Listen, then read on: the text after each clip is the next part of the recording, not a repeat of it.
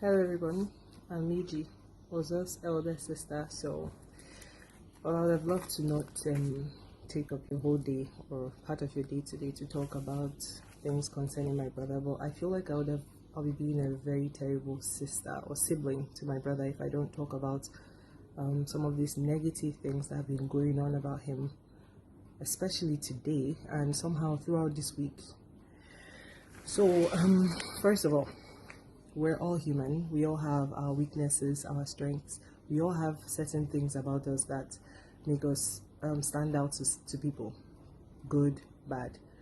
And in some cases, things that are not necessarily bad, but maybe for some reason, people don't like the fact that we are that way. And in this case, I know we all know what I'm talking about with my brother. Now, I want to remind people that we on the outside, we're living in the real world. The Big Brother house, for everything that it is, it's good, it's a great platform. It's honestly something that we're very grateful that he got into, because it's been a platform for many young people trying to start off their lives and kick off their careers. But it has a disadvantage that sometimes we don't really acknowledge, and that's the fact that it's an alternate universe that is played out in front of a camera for people in the real world to see. So most of the time we find ourselves judging these people in that house with the same yardstick that we will judge people in the real world. Now, one thing that the real world has that's out there, that in there they don't have, because they look like they are in a more advantageous position because it's a fancy house, it's nice, they always have lights, there's always food, but they don't have their social support system. The human being is created to love the fact that we are not alone. We have sisters, brothers, friends, all of that. We have people who surround us that make those things about ourselves that are not necessarily the best or not necessarily the strongest things or the things that make us vulnerable. Those things are the reasons we have a control or a hold over them. Where normally, maybe instead of this thing to be showing in that exposed form as it's showing, we would call our uncle or sister or friend or something, and then we talk to these people, and these are people who genuinely love us, not people we just met like weeks ago and all of that inside the house and have formed friendships with that are also equally as important. But these are people who have known us from the beginning of when we're growing and knowing what we are, who we are, learning to love us for who we are through and through. These things sometimes are taken for granted. These people in that house, every single one of them, they don't have that. Now, some of them are lucky enough to at least still be able to, not really show these weaknesses, and maybe every aspect of their life somehow happens to play out in the exact amount that people on the outside don't really see it as being problematic. But once in a while, you find other people who somehow this house has brought that raw, unexposed side of them out so much that the people on the outside are now like, what is wrong with this person and all of that. And in this life, we all want to be judged mostly for our strengths and not our weakness, because guess what? We all have them. There's not a single one of us that if I were to turn the camera to all our lives on a daily basis, we wouldn't be dragged for something or the other. And most importantly, if we're in the same position that they all are in now, where we don't have the people that we normally turn to help us through certain difficult things and all of that to talk to, they don't even have a clock, or there's no way to know. 24 hours will feel like 24 hours when you know the time. But you would never really know how different 24 hours will feel when you just have to guess what time of the day it is and what day of the week it is and all of that. It's honestly not easy, and taking that for granted is one of the reasons we find it hard to understand how these people sometimes go in there, and it seems like you're like, you should know this, you should be like this, you should live your life like this.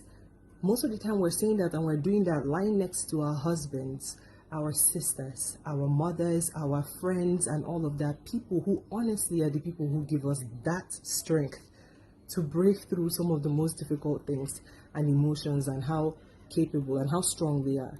My brother grew up with 3 sisters and a mother, so he's always learned compassion. Care, concern, and compassion. These are the 3 strongest emotions that drive him, and sometimes can be seen as a weakness for him. But he's used to sharing all of that among his sisters, his mom, his friends.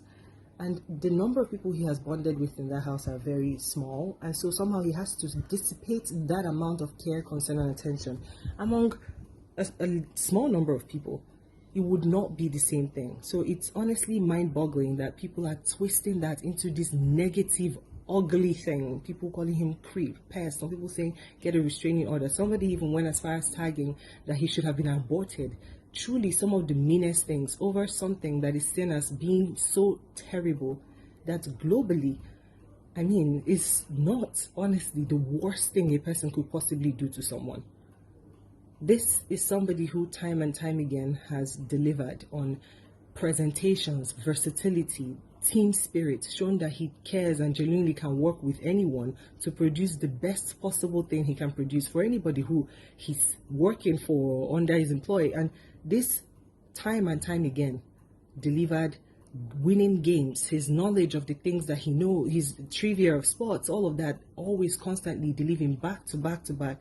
And then one thing is perceived as being out of place, and we wipe all the good things he has done, wipe it all off, and turn him to be this horrible person. This video is honestly longer than I would want it to be, but I don't think it's possible for me to get along that message that I want to get along to everyone, to try to remind that we are all human. We are all flawed. We are all with our strengths, with our weaknesses. But we have the good fortune of not being filmed and photographed for the world to see, and being around all elements of our social support.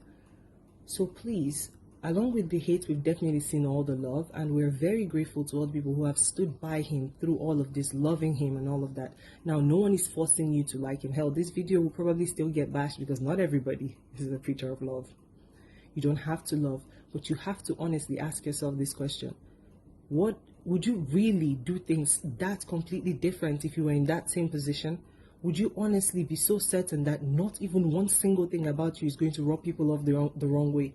And truly, does the crime really fit the punishment that he's getting? Is it really a crime that, you know, what you see, what you don't like about this guy, does it really warrant him being called some of the ugliest things possible to call a person? If you can answer all of that and honestly you still want to drag and throw slander and throw hate, that's fine. Really, God would keep blessing you and keep blessing you. But to all the people who have honestly not understood what is going on and all of that, just understand that you can't really, because you're not in that position. So please, we beg that you keep supporting. And we beg you to please try to be human, and most importantly, spread love, not hate. Thank you so much for everything. We love you, and God bless you.